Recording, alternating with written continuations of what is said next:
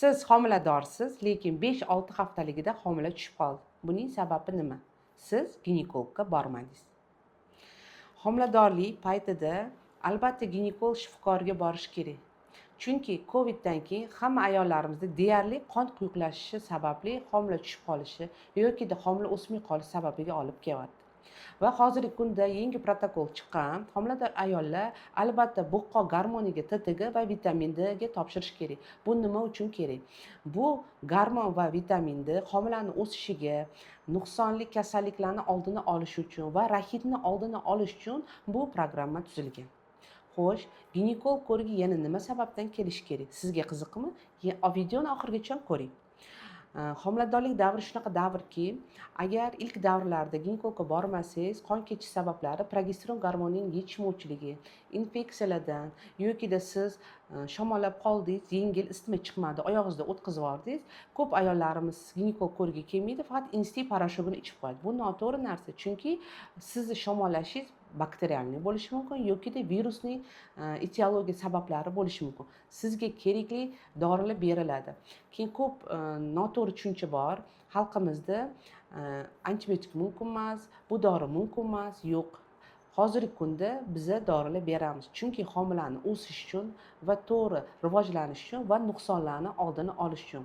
Har qanaqa kasallikni oyoqda o'tkazib yubormanglar. Vaqtida ginekologga borib, sizga kerakli dorilar kerak bo'lsa, ukollar kerak bo'lsa, внутривенный kapelnitsalar yozib beramiz. Va albatta har oy homiladorlarimiz qon, sidik analiz, kologramma analizlari, kerak bo'lsa AFS, волшебный antikoagulyant, ferritilliga tekshirib boramiz. Chunki homila qanaqa o'sayotganligi, unga qanaqa qon aylanish, qon ta'minlanayotganligi, oziqa borayotganligi va sizning holatingiz bu analizlar belgilab beradi. Agar siz homilador bo'lib ginekologga bormasangiz va sizda qizil qon, jigaring qon kelib, bunda ham e'tibor qilmasangiz, xalq tilida yotsang oyog'ingni tepada ko'tarib yotsang homila tushib qolmaydi degan noto'g'ri fikrlar ham juda ham ko'p yuradi. Yo'q. Vaqtida kelib sizga kerakli gormonlar yoziladi.